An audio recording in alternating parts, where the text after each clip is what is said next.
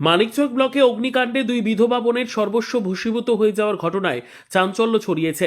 ঘটনাটি ঘটেছে মালদা জেলার মানিকচক ব্লকের চৌকি মির্দাতপুর অঞ্চলের রাজনগর গ্রামে। স্থানীয় সূত্রে জানা যায়, রাজনগর গ্রামের বাসিন্দা দুই বিধবা বোন মতিজা বেওয়া ও জরিনা বিবি একই ঘরে বসবাস করতেন। দারিদ্র্যের সঙ্গে লড়াই করেই তাদের জীবন চলত। বাড়ি কাজ করে কোনো রকমে সংসার চালাতেন তারা। সরকারি সহায়তা হিসেবে বাংলা আবাস যোজনার ঘর না পাওয়ায় নিজেদের সামান্য সঞ্চয় দিয়ে ভাঙা ইট ও বাঁশ জোগাড় করে একটি ছোট ঘর তৈরি করেছিলেন দুই বোন। সেই ঘরেই থাকতেন তারা। সোমবার রাতে রান্নার সময় ঘটে বিপত্তি।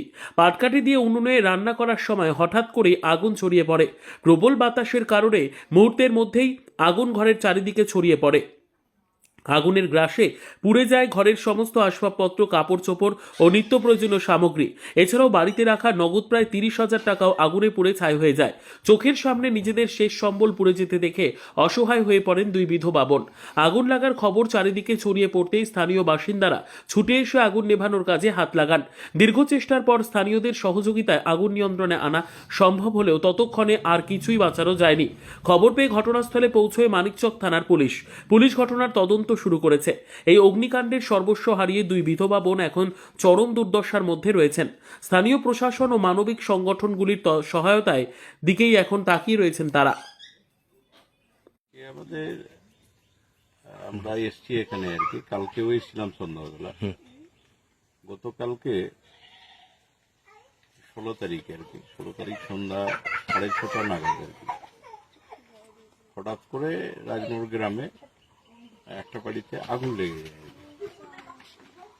এখানে ওরা দুই বোন থাকতো আর কি, একজন বিধবা আছে, একজনের স্বামী ছেড়ে দিয়েছে। একই জায়গায় মানে দুটো আলাদা রুম ছিল, অনেক থাকতো ওরা। হঠাৎ করে আগুন লেগে অনেকটা ক্ষয়ক্ষতি হয়ে গেছে আর কি। বাড়ির সব যাবতীয় জামা কাপড়, কাগজপত্র, বাড়ির চাল দেখতে পাচ্ছেন সব পুড়ে গেছে। বাঁশ গাছ, টালির বাড়ি আর কি। সরকারি বাড়ি এখনো পায়নি এরা। মমতা ব্যানার্জি মুখ্যমন্ত্রী যে বাড়িগুলো দিচ্ছে আর কি, এখনো বাড়ি দুই বোনের ভিতরে কেউ পায়নি এখনো। অনেকটা ক্ষয়ক্ষতি হয়েছে। আমি থানাকে জানানো হয়েছিল, আমাদের আইসি সাহেব থানার গাড়িও পাঠিয়েছিল সন্ধ্যাবেলা, এবং আমি সঙ্গে সঙ্গে আবার এখানে আসি।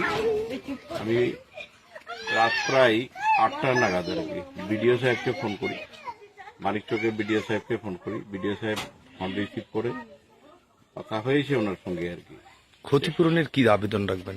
আমি চাইবো প্রশাসন লেভেলে, আমি বলবো আমাদের আইসি সাহেবকে এবং আমাদের বিডিও সাহেবকে যে ক্ষতিপূরণ যেটা হয়েছে, বাড়ির যা কাগজপত্র, বিছানাপত্র বা বাড়ি পুড়েছে বা টাকা নগদ ছিল সবই পুড়ে গেছে আর কি। কতটা টাকা ছিল কি বলছে?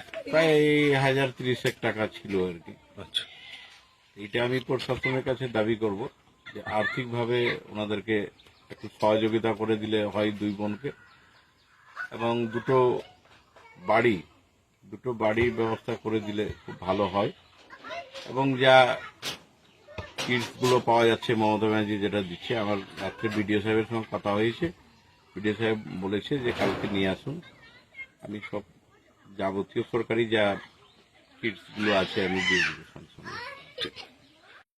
দিকে রান্না করেছিলাম, হ্যাঁ, আর এখন ওই রান্না টান্না করে আর ছিল ওই পাটকাঠি ছিল। খড়ি ছিল, ওটাতে আস্তে আস্তে করে ধরে ধরে আর ওই খড়িতে লেগে গেল।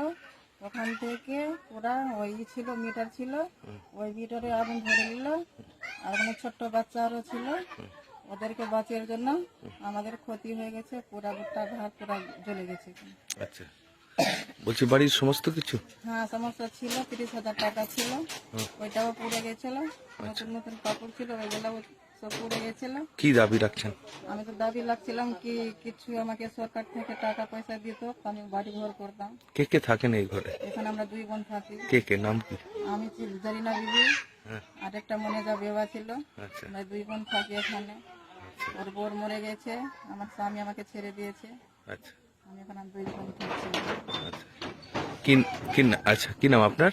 আমার নাম জারিনা বিবি এটা কোথায়? এই কালী নদীতে রাজনগর।